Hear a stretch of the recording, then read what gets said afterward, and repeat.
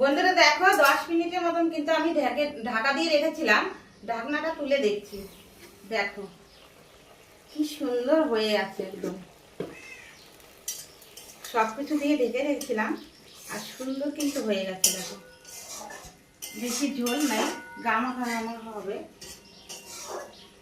বন্ধুরা আশা করি তোমরা কেমন আছো, আশা করি তোমরা ভালোই আছো। তো দেখো সকাল সকাল চলে আসছি জিওল মাছ। দেখো জিওল মাছের কিন্তু আজকে ঝোল করব। তো তোমরা সাথে থাকবা, কিভাবে করছি তোমরা দেখতে পাবা। তার আগে চলো মশলাটা করে দেব। বন্ধুরা দেখো প্লেটে কিন্তু আমি জিওল মাছ নিয়ে নিয়েছি।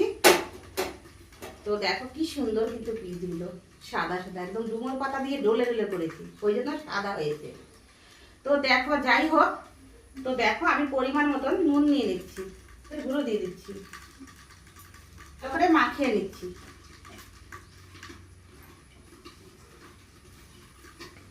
আমি একটু কাঁচা তেল দিয়ে দেবো, কাঁচা সরষের তেল দিয়ে দিচ্ছি। বন্ধুরা দেখো কড়াইটা কিন্তু গরম হয়ে গেছে, আমি কিন্তু তেল দিয়ে দেবো। মাছগুলো কিন্তু আমি ছেড়ে দেবো।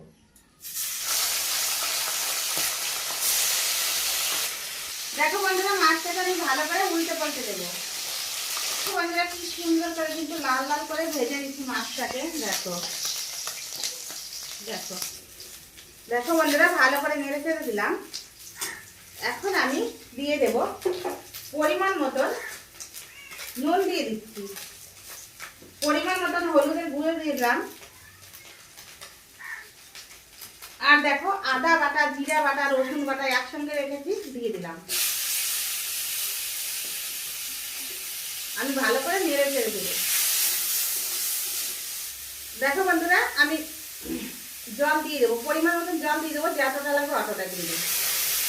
বন্ধুরা দেখো কাঁচা লঙ্কা কিন্তু আমি ছিঁড়ে দিয়ে দেবো কয়েকটা।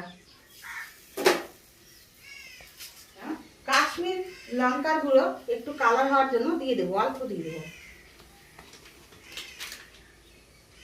ঢাকা দিয়ে রাখবো। ঝোল রান্না করে খাও, খুবই সহজে অল্প সময়ের মধ্যে হয়ে যাবে। আর সব কিন্তু কাঁচা মশলা দিলে কিন্তু গ্যাস 10 মিনিট কিন্তু দূরে থাকবে, কাছে ধারে কাছে আসবে না। তো এইভাবে তোমরা কিন্তু আমার মতন করে করে খেয়ে আমাকে কিন্তু অবশ্যই জানাবে যে কেমন হয়েছে। অবশ্যই কিন্তু আমাকে জানাবে যে কেমন হয়েছে খেতে।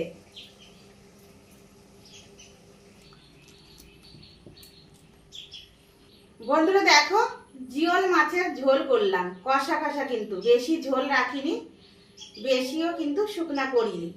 তো তোমরা যদি বাড়িতে আমার মতন করে এরকম কাঁচা সব কিছু শিলে বেটে যদি করো, খুবই অল্প সময় হয়ে যাবে। আর জিওল মাছ অনেকে কিন্তু খেতে চায় না, কিন্তু যে না খেতে চাবে সেও কিন্তু খাবে। তো তোমরা কিন্তু বাড়িতে এরকম করে খাবে। আর গরম গরম ভাতের সাথে যদি খাও তাহলে কোনো কথা হবে না, ছোট থেকে বড় কিন্তু সবাই খাবে। যেরকম আমাদের বাড়ি খোকা কিন্তু খুবই পছন্দ করে গরম ভাতের সঙ্গে।